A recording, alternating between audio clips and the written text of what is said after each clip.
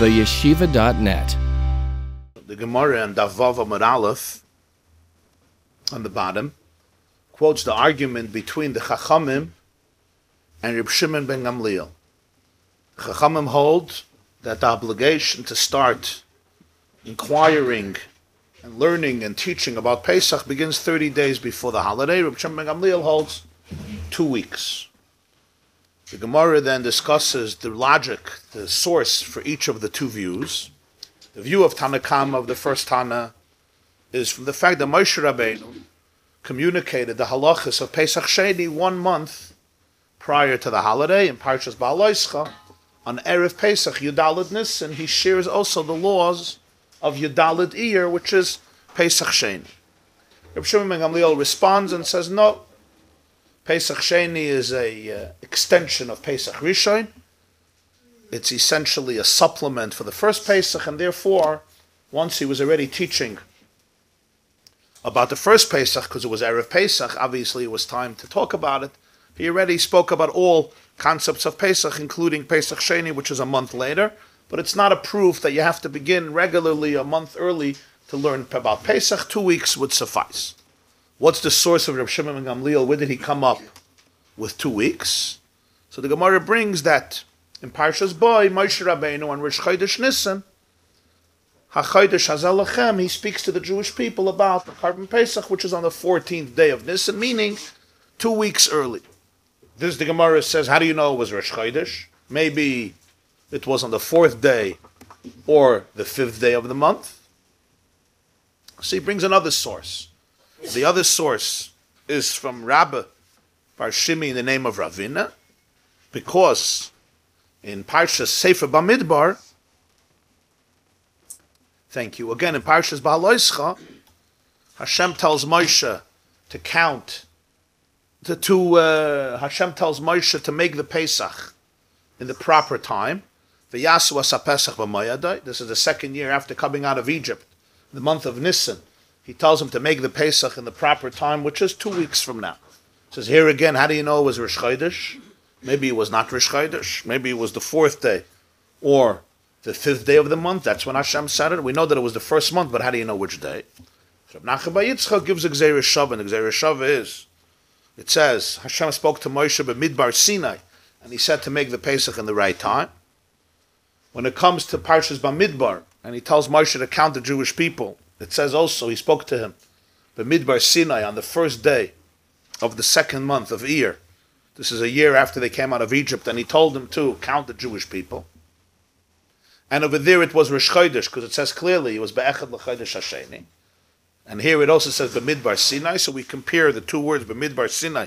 B'Midbar Sinai, what we call Gzeirah Shava, copy-paste, and we say that when he told them to bring the Karban Pesach in the right time, it was also when on Rosh Chodesh Nisan, in other words, it was 2 weeks before.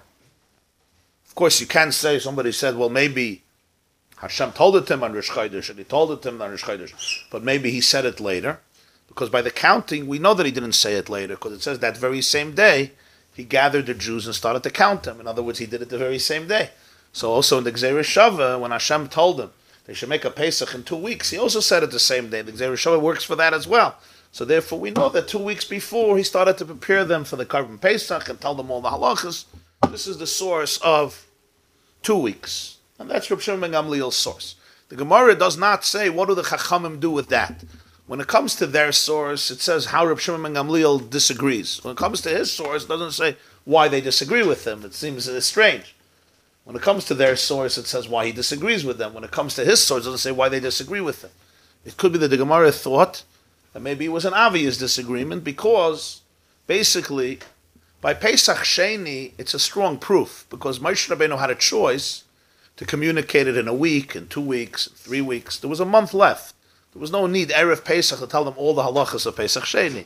Especially it was a busy day, it was a stressful day. It's right before Pesach. Erev Pesach is not the best time for shiurim and lectures and long presentations. Even then, I guess it was a little different than in the desert. They didn't have to run from one grocery store to another grocery store to get the right charoises and maror. And the bdikas chametz probably didn't take so long. But nonetheless, the man wasn't chametz. They were eating the man, although they can have bread too. But nonetheless, still Moshe Rabbeinu a whole month before gave the halachas of Pesach Sheni. Here, the Chacham Ketar Reb Shimon Gamliel, maybe you do have to start a month before. But Moshe didn't have a month before because God just told it to him today. What is he supposed to do? Invent his own mitzvah? Hashem told him, Rosh Chodesh Nisan, tell the Jewish people to bring a Karban Pesach in 2 weeks. So he said it that day. How do you know from here that even when you have a month, you don't have to do it a month before, you only have to do it 2 weeks before? Here he had to do it 2 weeks before. He didn't have 4 weeks. If he would have had 4 weeks, if God would have said, let them bring the carbon in a month, he would have also told it to them. There's no proof that 2 weeks excludes a month. You don't have to do it a month. Here, there was no choice. He only heard it today. He didn't hear it a day before, so he only had 2 weeks, so he did it right away. Now you're going to ask, why did Hashem say it 2 weeks before, not a month before? Okay, so you have a question. Why did Hashem only give them 2 weeks? For whatever reason. But there's no proof. L'cha'ira, you could say that there's no proof from here that a teacher has to take 30 days and prepare them for the halachas of Pesach. From here, the Gemarah went on to the next subject, and that was understanding the structure of the Chumash itself. Why the opening of Bamidbar deals with Rosh Chodesh Iyar, and Parshas Baloischa deals with Rosh Chodesh Nisan. Parshas Bamidbar, he says, count the Jewish people when on the first day of Iyar, 1 year after the exodus of Egypt. And then only 2 parshas later do we go backwards. And he says in Rosh Chodesh Nisan, prepare them for the Karban Pesach and the laws of Pesach Sheni. So Rav said that from here we have a proof that Ein Muktam Amocha B'Torah. From here, from this fact, from other sources, you can't always see it so clearly. But here it's clear. Parshas Bamidbar speaks about Rosh Chodesh Iyar. Parshas Baloischa speaks about Rosh Chodesh Nisan. Obviously, the Torah was not written in a chronological order. Ein muktam u'mu'ucher. You can't say just because this was written earlier, it happened earlier. It may have happened later, and it's written earlier. So there's 2 systems. There's the way the events happened, and there's the way the events are transcribed in the Sefer Torah. And therefore, even though it's obvious that Hashem told Moshe Rabbeinu first that they should make a Karban Pesach on the 14th day of Nisan, and then he told them the laws of Pesach Sheni on the 14th day of Nisan, and only 2 weeks later did he tell them to count the Jewish people on the first day of Iyar. So obviously, what happened first? First, Hashem told them about counting the Jews, and then about the Karban Pesach. And also, how did it happen in actuality? First was the Karban Pesach, and then was counting the Jews, because one was in Nisan and one was the month of Iyar. So both the commandment of Hashem to Moshe and Moshe's communication to the Jewish people happened really, the second story happened before the first story. The way it's written in the document out of order. Ein muktam u'mu'ucher b'Torah. And that's what you see clearly from this particular passage from the structure of Chumash. That's where we're holding. Amar Rav Papa. So Rav Papa said, Daf Vav Amid Beis, the line starts Papa. Mamash in the middle of the page, the line starts, you see the line before, Amar Rav Menashe bar Tachlifim Mishmei de Rav, Zoyisei Meres, Ein Muktam U'Mu'ucha B'Torah. There's no chronological order in Torah, and now the Gemarah continues. Now obviously, just probably superfluous to mention, but it's good to mention anyway, the Gemarah is not saying that there's no precise structure in how the Torah was written. Obviously, the Torah was written in a particular order because this is the right order in which the Torah had to be written. In fact, as Chazal tell us elsewhere, Moshe was like a secretary taking dictation. Hashem dictated the Sefer Torah, and Moshe wrote it down. So the order in which Moshe wrote the Sefer Torah is not just stamps on order he took out of the hat. It was a particular order in which Hashem wanted, this is how the Sefer Torah should be written, not only every word, and every verse, and every letter, and every parsha, but also the order of what it's written, the order of how it's written. What the Gemarah means is, though, that order has nothing to do necessarily with history. Of course, there is a particular precise reason for the order, but it's not a reflection necessarily of how it happened. In other words, there may be a change, an alteration between the way Hashem commanded the mitzvahs in the commandments to Moshe Rabbeinu, and in the way he gave it over to the Jewish people. There may be a difference between how Hashem commanded and how Moshe gave it over, and the order, how Hashem told him to write it down in a Sefer Torah. Now we go further. Amar Rav Papa said, it's interesting to mention, Rashi actually says the reason that Ein Muktam U'Mu'ucha B'Torah. Rashi over there says,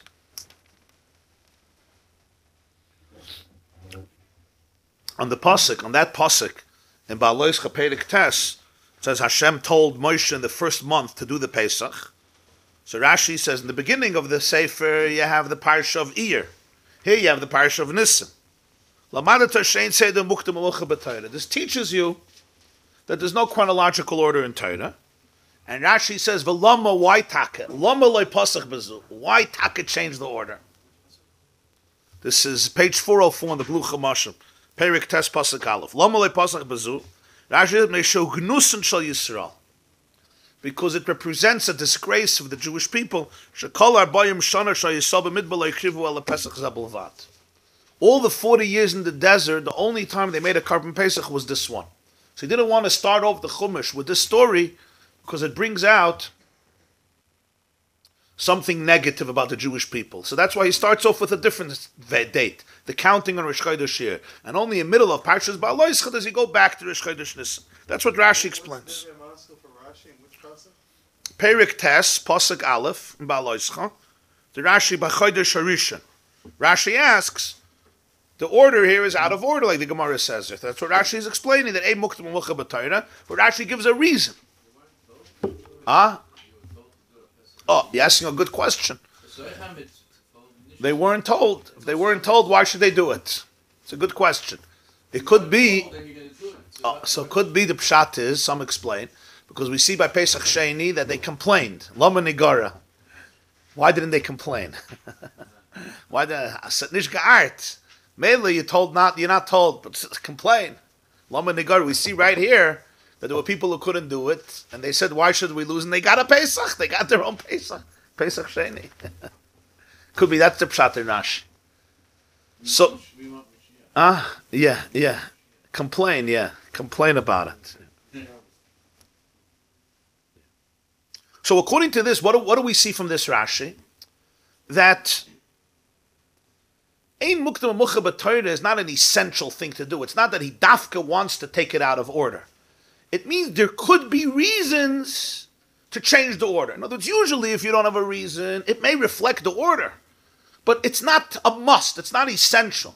It's not like the document was written in the order of events. Sometimes there may be other considerations that will dictate to change the order. Ein Muktam Mucha B'Torah means it's not necessarily a reflection of chronology, like in this case, it's not. Parshas Bamidbar happened later than Parshas Ba'aloischa, and yet it was written earlier in terms of the Seder. That's what you see, and that's why he has to give a reason. Lama loy pasach bezu, he has to give a reason. In other words, usually you would say, Muktam Mocher, why should you change the order, Dafka?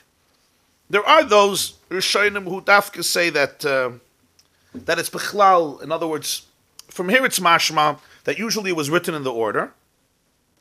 Besides, we have a reason to change the order.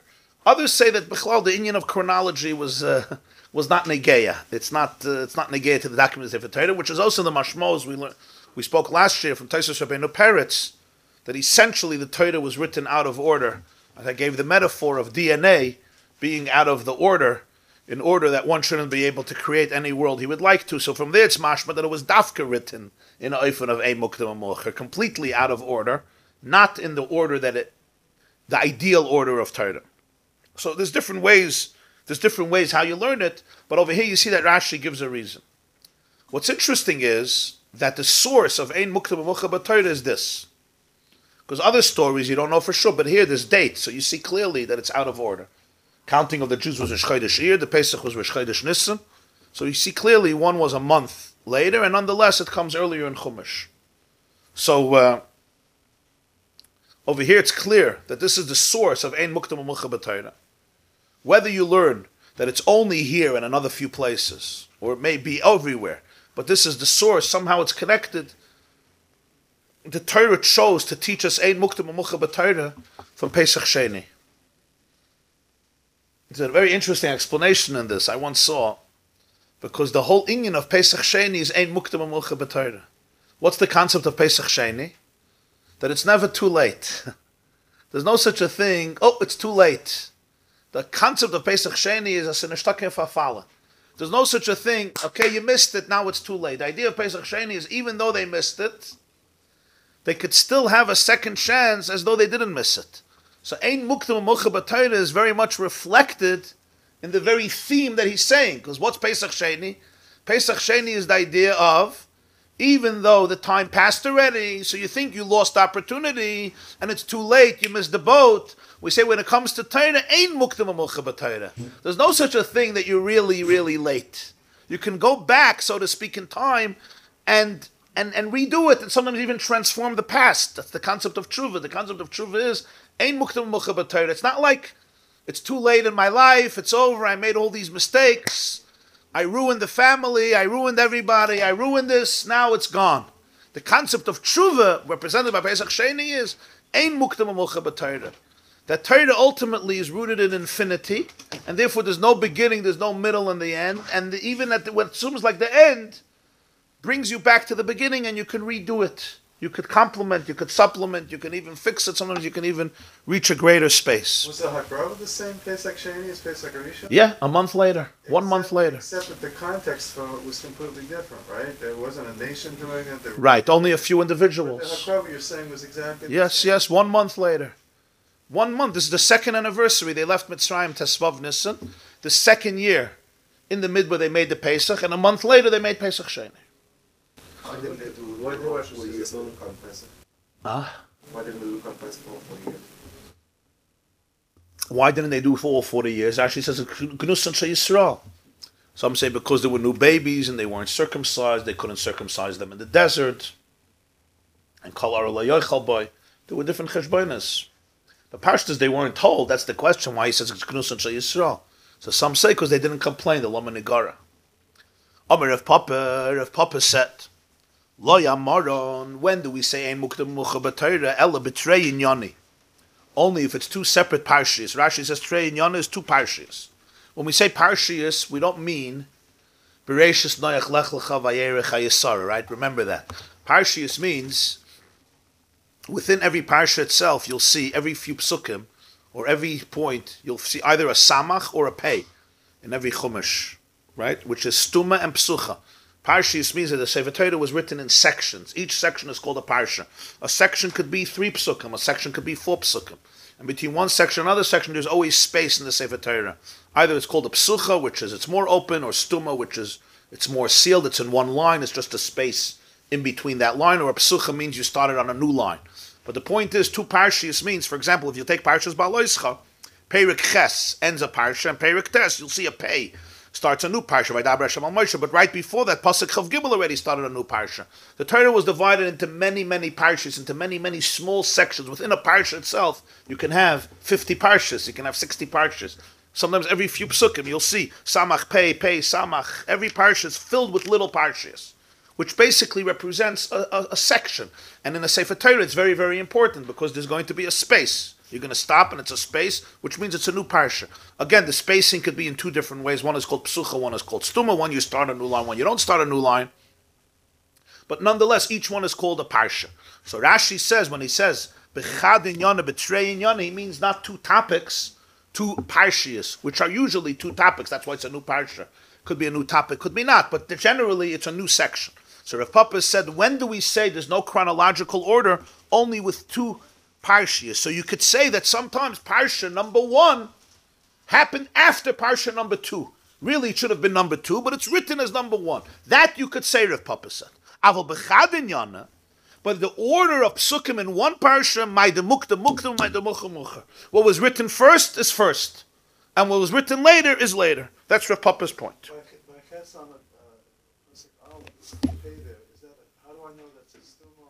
Pei is psucha and samach is stuma.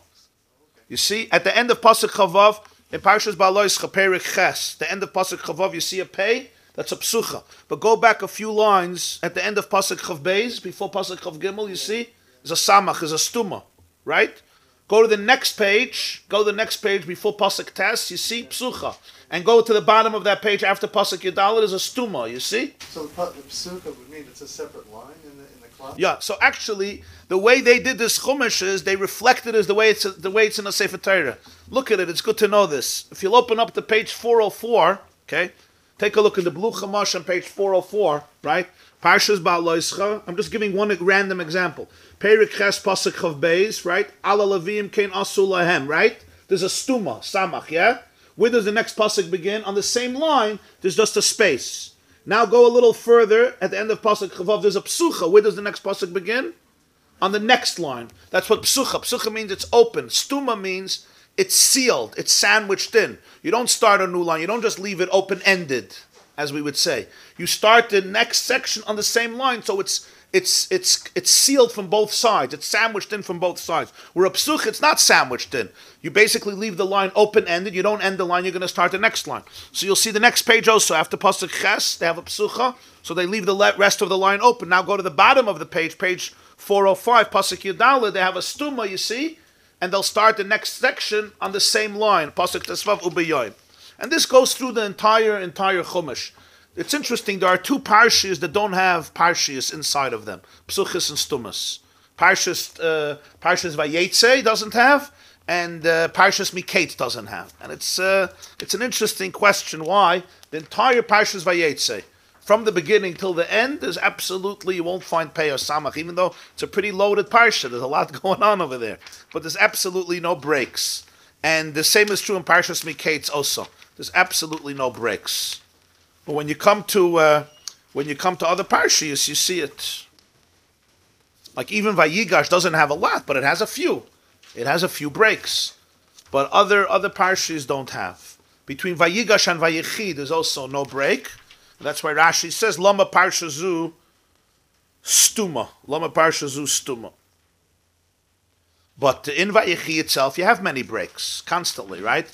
Sometimes in Vayichi, actually have it sometimes after each pasuk, because when Yaakov spoke to a son, each son, some of them have a parsha. So Dan is a parsha, Gad is a parsha, Asher is a parsha. So sometimes after one pasuk, you have new parshas. Okay. So Rav Papa tells us a big yesod. If it's within one parsha, then Moshe didn't change it out of the order. That's not. Then it's muktam and mu'achar. If it's two parshas, like this case, Parshas Bamidbar, Parshas Ba'aloischa, there's a lot of parshas in between. So you could say, Parshas Bamidbar, he speaks about Rosh Chodesh Iyar. Parshas Ba'aloischa, which is a separate parsha, he speaks about an earlier event, even though he wrote it later. That's Rav Papa's yesod. How do you know? Maybe even with one parsha, you can't trust necessarily the order. You don't know. So he says, the Eloi Teimach, if you're not going to say this, we have a problem with a basic principle. And I'm going to ask you to open up a siddur. Okay, we're going to learn some siddur today. Back to Rabbi Shmuel Oimer, hopefully at some point, after the Shiurim, when you'll say Rabbi Shmuel Oimer in the morning, and you'll go through the 13, you'll be able to remember what each one means. If you remember on Daf Hey, we went through Dover Shaya B'chlal, V'yotzim and Aklal, right? L'lamed, Lo l'lamed al atzma yotzim l'klal kulo yotzim. Today we're going to go to the more basic ones. We're doing today Dalet and Hey. If you look at Rabbi Shmuel, like Rabbi Shmuel said, there's 13 ways how to expound Torah. Number 1 is Kal V'chaimer, number 2 is Gzeir Shava, number 3 is Binyan of from one pasuk, Binyan of from 2 pasuk. Then there's Klal Ufrat, then there's Prat Uklal. Then there's Klal, Prat Uklal. Then there's Klal Shetzarech L'Prat, Prat Shetzarech L'Klal, Kol Davar Shebechlal. We want to focus on Klal L'Prat, Prat Uklal. Klal means a generalization. Prat means specification.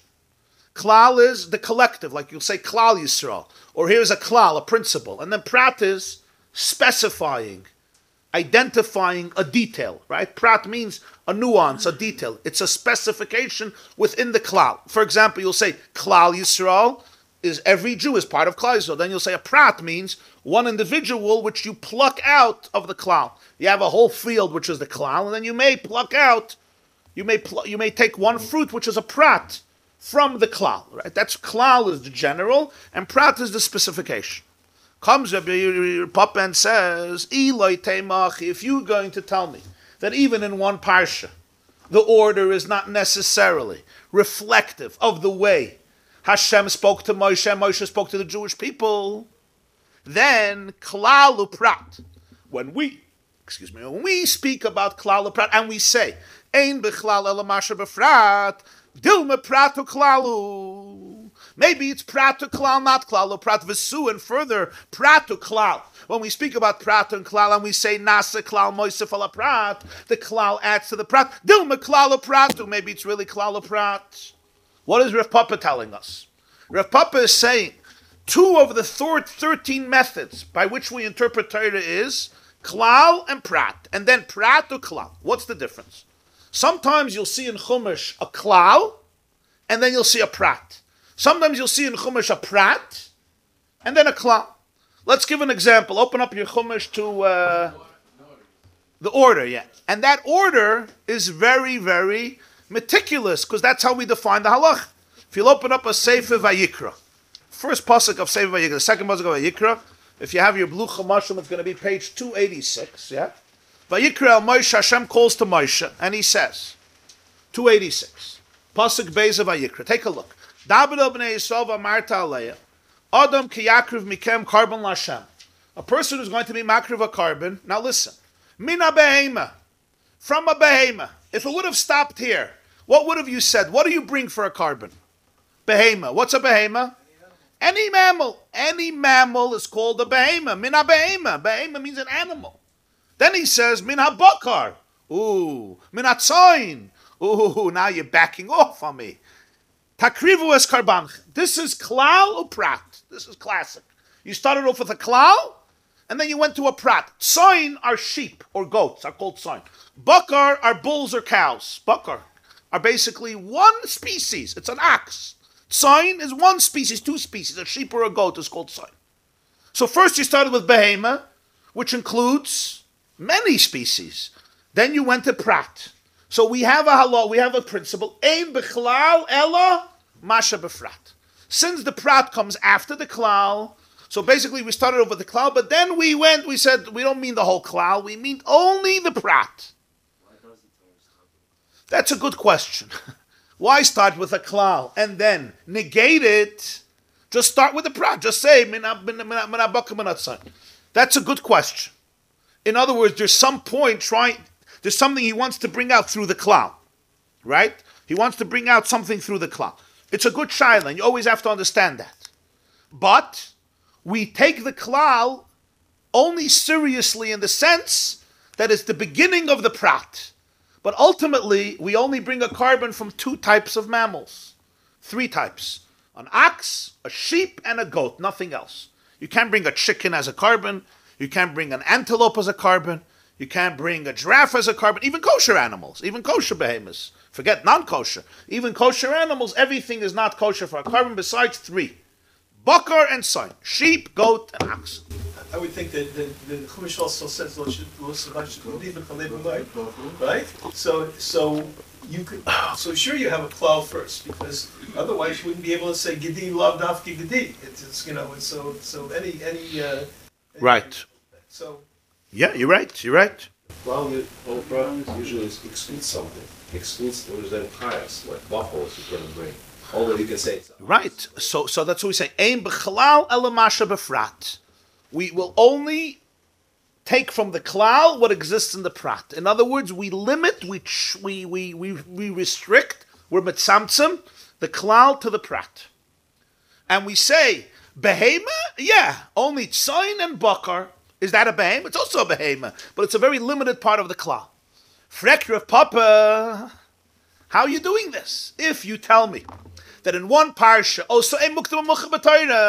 so it's completely not reflective or necessarily reflective of the way Moshe communicated it. So how you're building up the whole Torah Shabbal Peh from klal and prat from the order? Maybe actually Dilma prat and klal. Maybe it was prat and klal, tzoin and bakar, and then behema, which would change the whole halacha.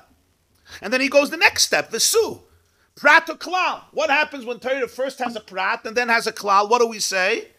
Nasa klal moisef ala prat. Right? Let's take a look on that one. Let's take a look for that one. Just giving obvious examples. Take a look in Parshas Mishpatim, Perik Chav Beis. Perik Chav Beis Pasuk Tes. Page 220, if you have the blue Chumash on page 220. Parshas Mishpatim. Perik Chav Beis. Okay, Pasuk Tes. You'll see here many parshas, right? Stuma, okay. Pasuk Tes. Perik Chav Beis, 22:9 in Exodus. Ki yitin isha reyeyu. If a person gives his friend chamor, a donkey, oishar, an ox, oisa, a sheep, what's the next words? V'chol behema lishmar. Or any animal to guard, umeis, and it dies, oinishbar, it breaks its bones, oinishba, it gets kidnapped, it gets taken. Ein raya, nobody saw. So he discusses how the shomer has to swear that he did not use it, and then he does not have to pay. Okay, this is prat or klal. If it would have only said chamar shor sanat v'chol behema, what would I say? I would say these halachas only apply to these animals.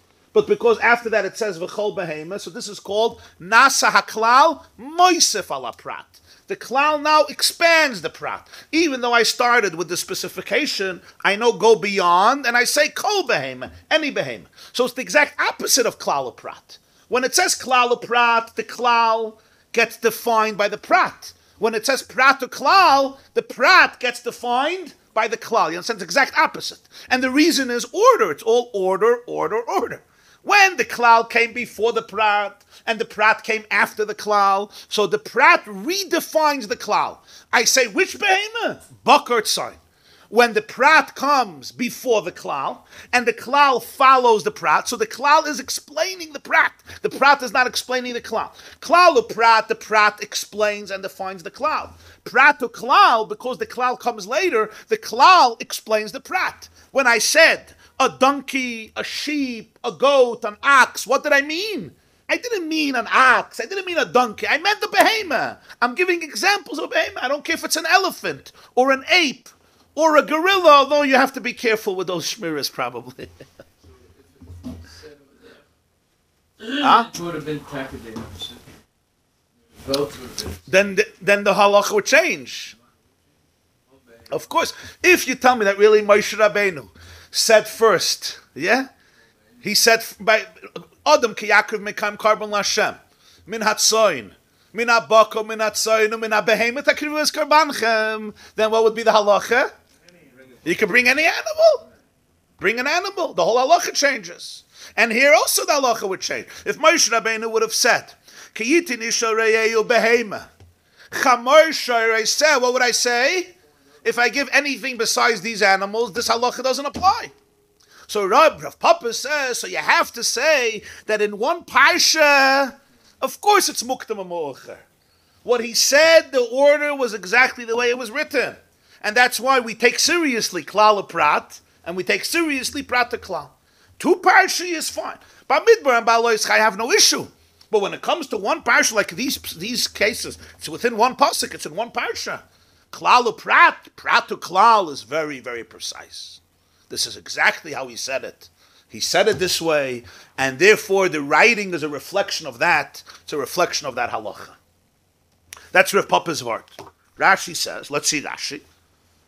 Betray in Yonah b'shtei parshas. B'chad in Yonah b'mikrois has do this b'parshach. The Eloi tema hachi the keseder the beseder ksivos on Nemro. If you're not going to say that it was written the way it was said, when we have a halach kol klal prat ein bechlal elamasho befrat levisha ba haprat uporat shazel waklal. You understand the yisoid? Because klal prat means the prat came after and says, don't get caught away. This is the klal. This is what I meant. Hey chisam chinanala. How do you rely on this? Dilma prat klalu. The opposite. Nasa klal ma'isef ala prat shloi seimer ein kana la prat kayotze boy. Navi bedine bebinyanav. If it would have been only a prat and not a klal, we would say it's only this prat, and we would compare maybe other things that work with this prat. Okay,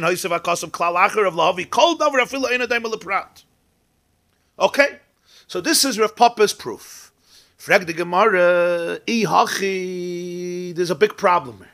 If Rav Papa was right, afilu betrayin yonei nami, then even in two parshas you have to say that yesh muktam mucha b'Torah.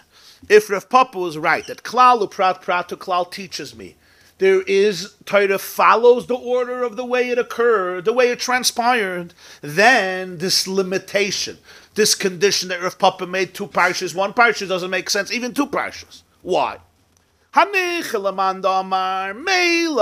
the opinion, who hold that klal uprat amuruchakin zemize ain't done noise beklal uprat shap.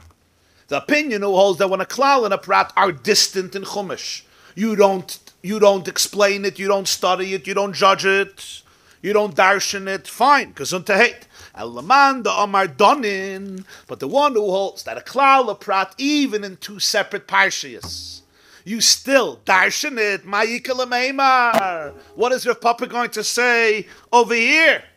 There's opinion in Shas that holds that klal a prat, even if it's distant from each other in two parshas, you still follow this principle of klal a prat. Let me give an example. Take a look at Sefer Vayikra. Perik Beis Pasuk Yud Aleph. Vayikra Beis Pasuk Yud Aleph. That would be page 289. 289 in the Blue Chumashim. Perik Beis Pasuk Yud Aleph. Okay. Take a look. Kol ha-mincha asher takrivu l'Hashem lo yisei aseh chametz. Any mincha, any meal offering, grain offering, that you're going to offer to God, lo yisei aseh chametz, should not be made chametz. And he says, kol soyer v'chol dvash, never bring yeast or honey as a carbon. Okay, you got it, page 289, Parshas Vayikra, Perik Beis, Pasuk Yud Aleph. Leviticus 2:11. What does lo yisei aseh chametz mean? How would you translate that? It shouldn't be made chametz. Which part of it? Well, it's a blanket statement, right? Huh? In other words, you're taking flour from a grain. That's what a mincha was. You took flour. You're going to knead it with water, right? It could become chametz easily. Lo yisei aseh chametz. It shouldn't be made chametz. Okay, very good. Take a look now. This is Parshas Vayikra. If you go to Parshas Tzav, Perik Vav, Pasuk Yud, which is going to be on page 299, the Pasuk says, right? Page 299 in the Blue Chumash, Parshas Tzav, Leviticus chapter 6. So he says like this, Pasuk Zayin, V'zois teres ha-mincha. Here's the law of the mincha. Now skip the pasuk Yud. Loi say ofe chametz. It shouldn't be baked as chametz. You see, in Parshas Vayikra you had a klal. In Parshas Tzav you have a prat. Parshas Vayikra it said it shouldn't be made into chametz. That includes any part of it, any part of the process. But in Parshas Tzav you limited it only to baking. What happens if I don't bake it as chametz? What happens if I knead it as chametz and I let the dough rise and I never bake it as chametz? Did I transgress? From the first pasuk you would say what? I did. I made it chametz. The second pasuk says, don't bake it chametz. I never baked it as chametz. Do I receive lashes? I never baked it as chametz. I made it as chametz. I didn't bake it as chametz. Lo yisei aseh is a klal. Lo yisei afe is a prat. It's only one part of it. You don't only bake. You have to knead, you mix, you knead, etc. There's other parts before baking. The first is a klal, the second is a prat. Lo yisei aseh chametz. Perik Vav Pasuk Yud, right? In Parshas Tzav, Perik Vav Pasuk Yud, Lo yisei aseh chametz. V'zois teres ha-mincha, Lo yisei aseh chametz. Nu, do we say ein bechlal ela masha befrat? Since Lo yisei aseh chametz came after Lo yisei aseh chametz, so the only lav is in the baking, not in the making, or don't we? The answer is, there's an argument. Rabbi Putriki versus Rabbi Barava, Meseches Menachos, there's an argument. What's the argument? One opinion says it's too far from each other. Sorry, Meruchak and Zemizeh, it's too far. This is here, this is there. That's not a klal prat. It's not like Vayikram and Abehemim and Abakim and Atzayin in one verse. This is chapter 2 versus chapter 6, please. There's another opinion. Rabbi Barava says it is. Klal prat Meruchak and Zemizeh is. So it's actually a machloikes. Don't make with the klal. Don't make with the klal. So the Gemarah says in Menachos that Rabbi Aputuriki says it's too far, and therefore there's no klal prat. Rabbi Barava disagrees in Gemarah Meseches Menachos and says no. Klal prat meruchakim zemizeh, even if they're distance, it still falls into this category of klal prat, and therefore Ein bechlal ela masha befrad. The only problem is baking. So now, according to the first view, Rav Papa works nicely. But according to the second view, klal and prat are in separate parshas. And still you say, you could learn it as a klal and a prat. I ain't muktam amucha b'Torah. There's no earlier and later in Torah. So it means Rav Papa is not telling you there's something off here. You have to say maybe, that maybe the written document doesn't have to do with how it was said. And the fact that Moshe Rabbeinu wrote it this way, is teaching you the halacha that way. Right? We explained once, if you remember, that Torah Shebiksav is basically a transcript of the Shir of Moshe Rabbeinu. You remember we discussed at length. Torah Shebiksav is a transcript. It's not a full transcript, because that would be endless. He spoke for 40 years. It's a very, very concise transcript. So that's really what Rav Papa is saying. Rav Papa is saying that the one parsha reflects the way he said it. So he said klal prat. But here we see, we have a problem, because if you're learning klal prat, even separate parshas, and you're saying ein muktam mucha b'Torah, so he may have what? He may have said the prat first, and then the klal. He just wrote it this way. So according to Rav Papa, you have a problem. Unless you say that Rav Papa's whole principle was wrong. That you can't prove from here that muktam mucha b'Torah, ein muktam mucha b'Torah is only two parshas, and one parsha is muktam mucha. Maybe Rav Papa was wrong. Maybe even in one parsha, you say ein muktam mucha b'Torah, and klal prat follows its own mechanism, and you don't have to. It doesn't have to reflect the way the events happen. But in any case, we have here a problem, a big problem, according to this view, because you're learning klal prat, even if it's distant in two parshas. That's the big question of the Gemarah. Take a look in Rashi. Ihachi kashilach afilu b'trein yonetik shalach. If this is the case, you have a problem, because even in two parshas, you have a problem.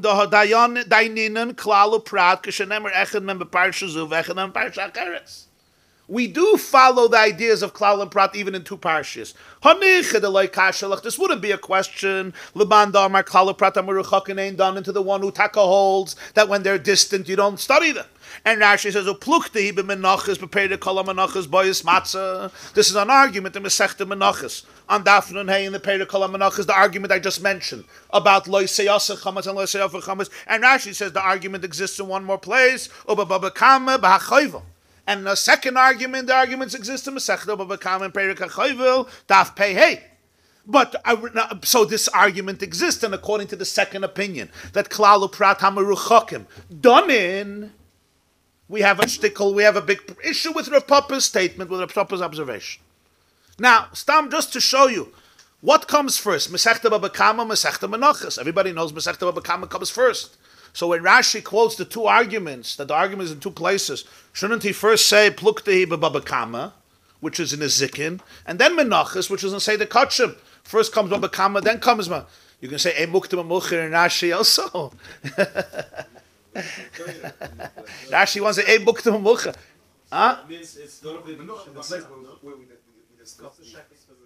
No, but the machlokes is a Baba Kama, also a different machlokes. So I'll show you the diuk in Rashi. I'll explain to you the diuk in Rashi, so you'll understand how you have to always read a Rashi. It's not because Ein Muktam Amucher b'Rashi. Yesh Muktam Amucher b'Rashi. Ein Muktam Amucher b'Torah applies to Torah Shebiksav or Torah Shebiksav? No, Torah Shebiksav. I was just joking. Yeah, of course, Yesh Muktam Amucher. So I'll explain what I think. Take a look in Shmois, Perik Chaf Aleph, Pasuk Chaf Hey, about harming your friend, again, Parshas Mishpatim, Perik Chaf Aleph, Pasuk Chaf Hey. If you go to your blue Chamashim, please turn to page 217. 217 in the blue Chamashim, Exodus 21, verse 20, 25. Okay? We're talking here about page 217 in the blue Chamashim. We're talking about somebody who maims his fellow. Okay? Somebody who maims his fellow. So it says, ayin, famous words, right? Ayin tachas ayin, shein tachas shein, yod tachas yod, regel tachas regel. Pasuk chafei. Kviya tachas kviya. Petza tachas potza. Chabura tachas chabura. What's kviya? Kviya is a wound, but a particular type of wound, a bren, a burn. Petza is a wound, right? Also, ptsia is a wound. And what's chabura? Chabura is also a wound. So there's a difference between the three. Kviya is a particular type of wound. It's a burn. Petza is a type of wound where blood comes out. And chabura is a wound, but the blood doesn't come out. There is. You could see that there was a wound, but the blood, as we say, gets collected there, as Rashi says, and it does not come out. Although it may become red, but the blood remained inside the skin. Now, what do we see here? So the Gemarah says in Maseches Baba Kama, kviya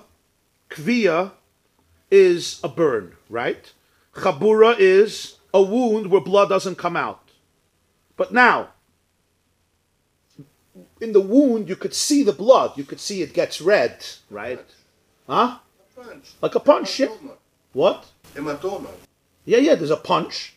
So you could see it gets red, it just doesn't start bleeding. That's the difference in petza and chabura. Now there's two types of burns. There's a burn that has a chabura. There's a burn where the burn you could see the wound, and there's a burn, it's painful. Sometimes a person puts something hot. It's a burn, but it doesn't develop into there's no aftermath for it. It's a different type of kviya. If so, kviya is a klal, and chabura is a prat. Because obviously, kviya is also a chabura. Kviya is a wound. But the word kviya would include every type of burn.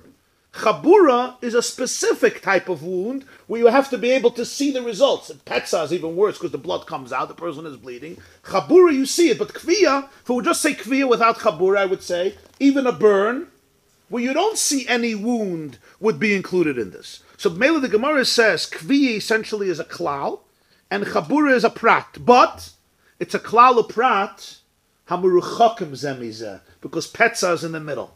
So here's the question. If somebody puts something hot on you for a split second, right, and it hurts, you give a scream, but it's mamish a second, nothing happens. Do they have to pay you? Do they have to pay you or not?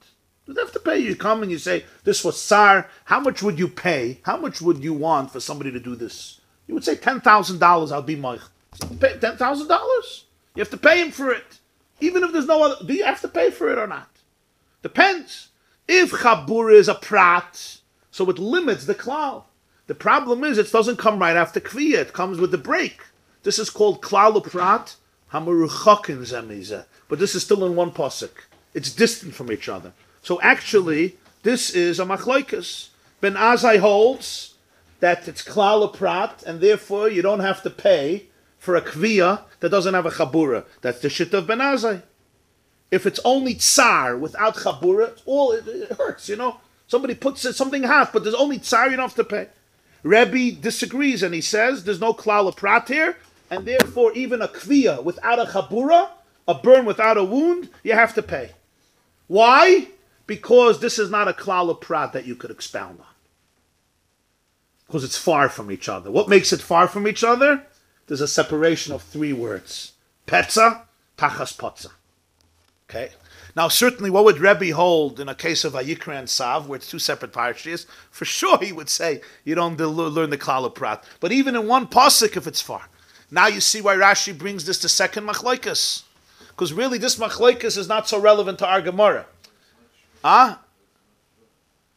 Because what Rav Papa said that in one parsha you say muktam mucha b'Torah. That's why there's klal prat, right? In two parshas, ein muktam mucha b'Torah. So the Gemarah asks, doesn't make sense, because even in two parshas there's a shitta that you say, In one pasuk.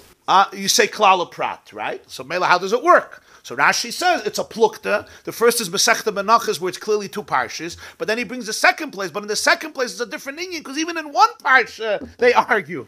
Even in one parsha where Rav Papa Taka says it's all good, you could darshan klal prat. Still, Rebbe holds I don't have a problem with muktam amucha. I have a problem that there's a break. That's my problem. The fact that there's a break means it's not part of klal prat. Klal prat can only work if the prat flows out of the klal, or the klal flows from the prat. If you're already separating, it's not klal prat, it's disconnected anymore. Klal and Prat has to always come together with each other. They have to be juxtaposed. So Rashi brings that machlokes as the second, because it's negeya here, because you see Rebbe's shitta, obviously he holds even two parshiyas, you're not done. So we see two shittas, two perspectives, but the first machlokes that he brings is from Masechta Menachos. So it's not Stam he changed the order, it's because of the Havana of the Sukkah. I mean, that's what it seems to me. So Al Kol Panim, we're left with a kasha. If you hold that you darshan Klal Prat, even in two separate parshiyas, which is the shitta of some of the Chazal, that you do Klal Prat, according to Rav Papa, you have a major problem, because we just said, Rav said, Ein Muktam Mucha B'Torah.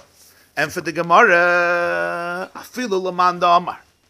Donin, even the one who holds that Klal Prat that are distant, you can expound on, Hanamili B'chad in Yonah. It's only if it's one topic.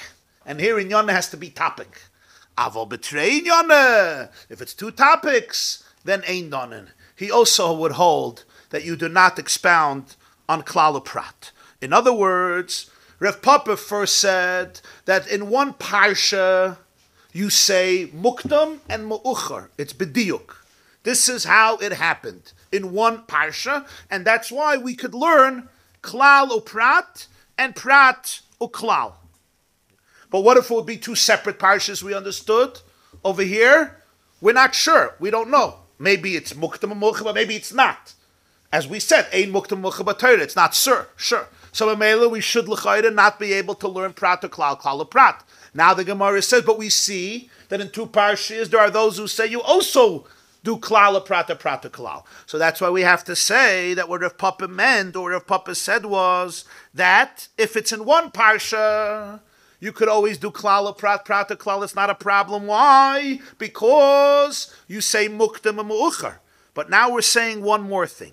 Even if it's separate parshas, but it's one topic. For example, Vayikra and Sav are both talking about the carbon mincha. We're talking about one topic. Here too we say Magdebuk de Mucher, Magdemucha Mucher. So since Moshe Rabbeinu writes Lo Yisei Asa Chametz, and later in next parsha he writes Lo Yisei Asa Chametz, and it's one topic. So in one topic he kept it according to the order in which it was communicated by Hashem to Moshe, and in which it was communicated by Moshe to the Jewish people, and therefore you could learn Klal Prat, Prat or Klal, even according to Rav Papa. It makes sense even if it's two parshas. So if it's one parsha, for sure, right? If it's one parsha, even though there are those who say that even in one parsha you can't learn Klal Prat if there's a break, but that has to do with something else, simply because it's a break, not because Muktam and Mu'uchar. And two parshas, there are certainly those who say that you can't learn Klal Prat, no difference Muktam and Mu'uchar, not Muktam and Mu'uchar.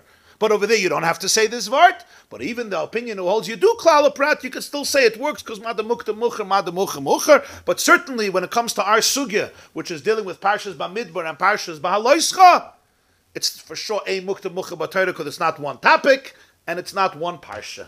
Bamidbar is one parsha, Bahaloischa is many parshas later. One is talking about counting the Jewish people. One is talking about what? Carbon Pesach and Pesach Sheni. It's two parshas, it's two themes, and therefore Rav could certainly say safely that Ein Muktam and Mucha B'Torah. There's no Muktam and Mucha B'Torah to this. Okay. So this is Rav Papa's vart.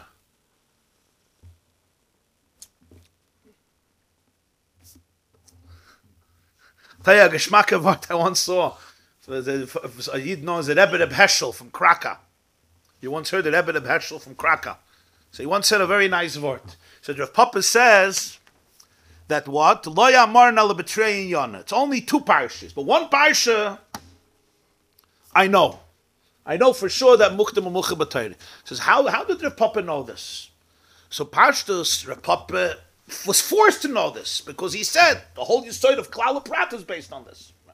Even though you could teach that the fact that Moshe wrote it this way, that's what teaches you Klal Prat. But Rav Papa doesn't want to learn like that. Rav Papa wants to learn that the text is a reflection of the events. He believes Klal Prat is not the text. The text is a reflection of the Shir. That's how he said it. He said it that way. That's why it's written that way. That's how Rav Papa learns. What pushes him to learn this way? The Yesod of Klal Prat, Prat to Klal, is from Rabbi Shmuel Leimer. Rabbi Shmuel Leimer, b'shloisha simidas atayr nedreshes, kal v'chayme, gzeir shava, binyanov, Klal Prat, Prat to Klal. Now we understand what it means, right? Klal Prat, ein b'chlal l'masha b'frat, Prat to Klal, Klal moisef ala Prat. And this is a way of understanding Chumash. That's how you have to learn Torah. That's how you apply halacha l'maaseh from all these psukim. One of the two of the methods. There's a question here. Generally in Shas, there's a difference between Omar Rabbi Shmuel and Rabbi Shmuel Omer. Whenever it says Omer, it's an argument. Omar is an independent statement. For example, everybody knows the end of Masechet Yom. Omar Rabbi Akiva Ashreichem Yisrael. Right? It doesn't say Rabbi Akiva Omer. When it says Rabbi Akiva Omer, it would usually be a response to somebody else arguing. Omar is just like he said. He wasn't arguing with anybody. He was sitting in Beis Medrash. He made a statement. It wasn't a response. Omer is, he says in contrast to somebody else. Omar is, he once said. He just said a vart. It's not an argument. Rabbi Shmuel Omer, is not an argument. He's not arguing with somebody. Rabbi Shmuel Omer, and that's how Torah's Chaim Vayikra begins. Sifra Vayikra begins. Shows that Omar, Rabbi Shmuel said. It's a teaching Rabbi Shmuel was teaching. He wasn't arguing with another opinion. Why does it say Rabbi Shmuel Omer? So some say there was an argument, but over there in the text there's no argument. Omar Rabbi Shmuel. Why Rabbi Shmuel Omer?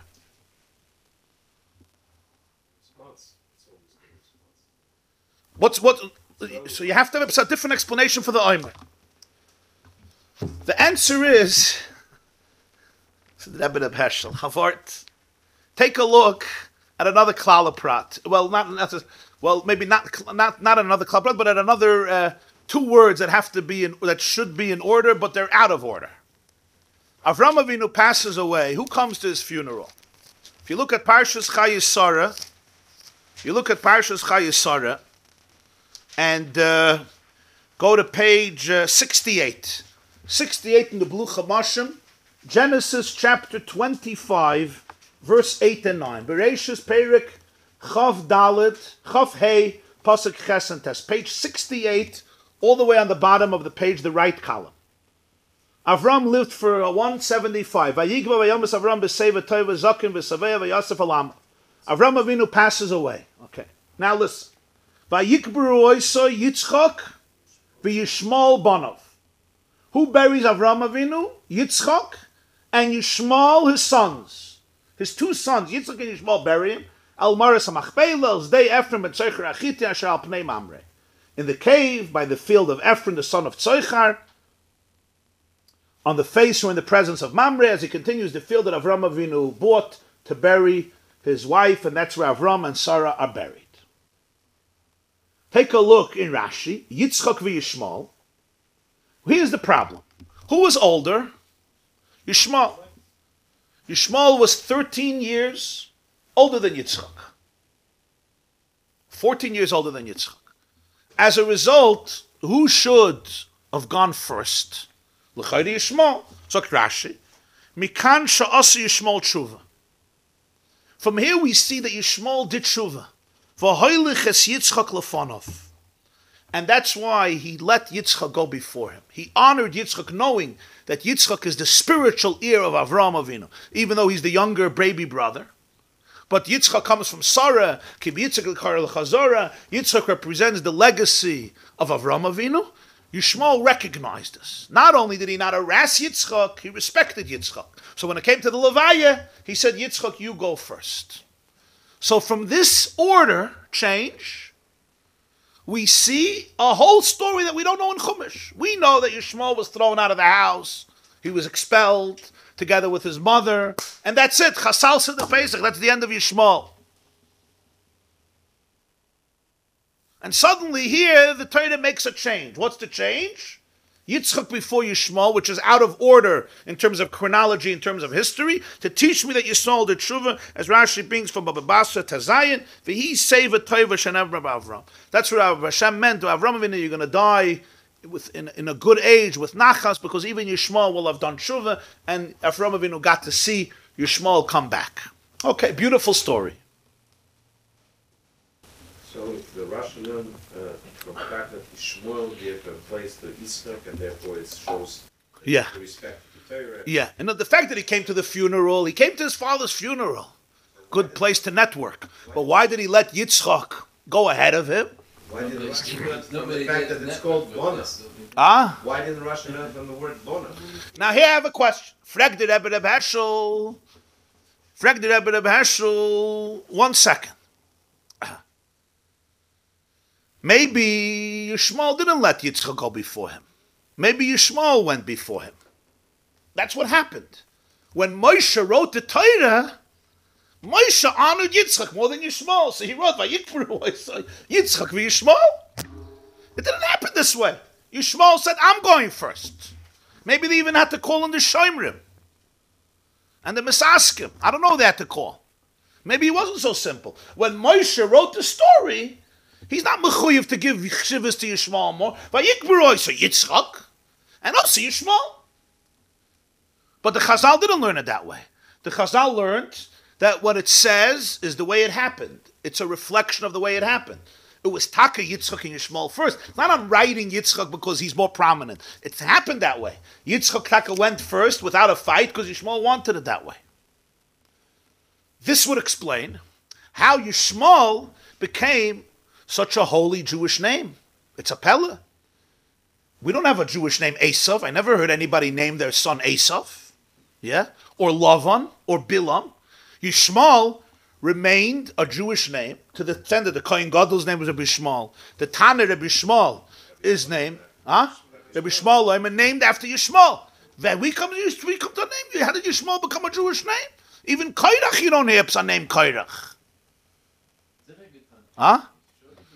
So the pshat is, the Gemarah has a story how Alexander became a Jewish name, because Alexander the Great wanted they should put a statue in the Beis HaMikdash, and Shimon HaTzadik made a deal with him that all the Kohanim that are going to be born over the next year, he's going to give them the name Alexander, to honor Alexander the Great. And that day, Alexander became from a Greek name. Alexander is a Greek name. It became Alexander, which is a classic Jewish name. Alexander. Sender is a derivative, but Alexander became a Jewish, it's a Greek name, Alexander. It was the name of Alexander the Great. But Shimon HaTzadik converted it. How did Yishmael become a Jewish name? The answer is, Yishmael did tshuva. If Yishmael did tshuva, he took Yitzchak before him, is the tshuva. But Meila is Azai. So from here, if Papa learned that Kelal Perat, whenever something is in one parsha, it's muktam ma'uchar. It's not he wrote it that way. It's taka that way. How do I know it's taka that way? Because we see from here they're learning that asa tshuva.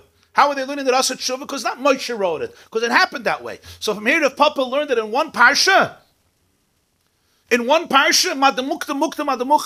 it says Yitzchak and Yishmael, it's not that he wrote it that way, but really ein muktam amucher, because then there would be no proof that Yishmael did tshuva. Rather, it's because it's reflecting the way it happened, and therefore, in one parsha you could prove that and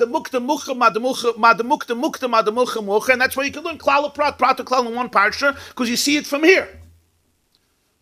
Where is this conveyed in the Maimon Chazal? Rabbi Yishmael Oimer b'shloisha simin satayr nedrashas.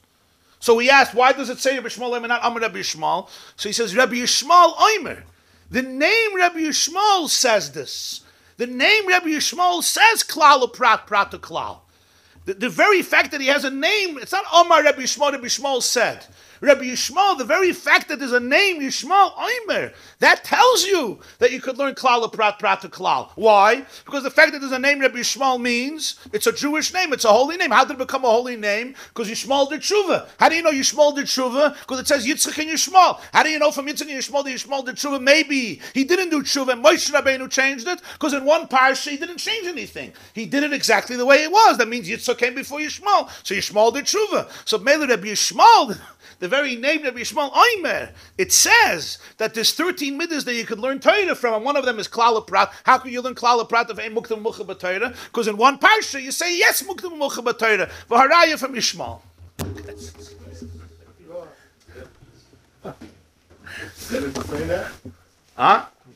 As I sagte. So that's Also ich sag der Rebbe der Heschel. Also habe ich gesehen einmal. Rabbi Yishmael Omer is an exception. So that's why it says here Omer. Right. So That's why it says Omer. It's not Stam he was making a statement. His name itself explains why you could say Kelal Perat. Without his name, you can't learn Kelal Perat because you say Ein Muktam Mucha B'Torah. But the fact that he has a name Yishmael means that in one parsha you don't say Ein Muktam Mucha B'Torah. So maybe you could learn Kelal Perat, and that was the Papa's proof. Rav Papa's proof from the way they understood Yishmael is that in one parsha is an order. That's why the Chazal said he did tshuva. If not, what's their basis? He did tshuva. Maybe he didn't do tshuva. He didn't do tshuva. From the way it was written in Torah, they say he did tshuva. But if it's written the way different than the way it happened, how do you know? Maybe really Yitzchak wasn't put before Yishmael. Moshe wanted to put Yitzchak before Yishmael. Don't you also see from that they have to be samach one another? That what? They have to be right next to each other. Yeah. For here it's taka right next to each other. You're right. Here it's taka next to each other. The question is if it's distant. So it's the only exception in the Torah Shul where it says usually statement says. Omer Rabbi Shmuel, right? So is it the only exception where it says Rabbi Shmuel Omer? Where it's there are a few exceptions, but they're not common. They're not common. You want to know which category it goes in? He has these types of vert. Yeah, that's what he says. And who's Rabbi Herschel again? He was a very well-known. They call him the Rebbe of Heschel from Krakow. When did he live? I think 17th century. He was a famous brother, or he was famous in his own right? His own right. He was a famous darshan. He wrote Svardim. What was his family name? Was what? I don't know. They call him the Rebbe of Heschel from Krakow. Yeah, the rabbi in Krakow. Turning back the clock to the morning shiur. Yeah. The pasuk from David HaMelech. So from Rabbi Uri from how do you pronounce? Strelisk. He said, Rabbi Uri of Strelisk, the Saraf. Yeah. what is closer, Sham or Hinek? Sham is there, Hinek is here. Say a shay. Yeah. Where does he say this? But first he brings the man on his books. Sham is further, and Hinek here. Yes. Dafkin the Sha'el. So what does it mean? Hashem is closer in Shul Then in Shemayim. No. It's very nice. Shekayach. Verstanden? Yeah. What, Kelal Perat? No. Oh, Yishmael. Yishmael, yeah.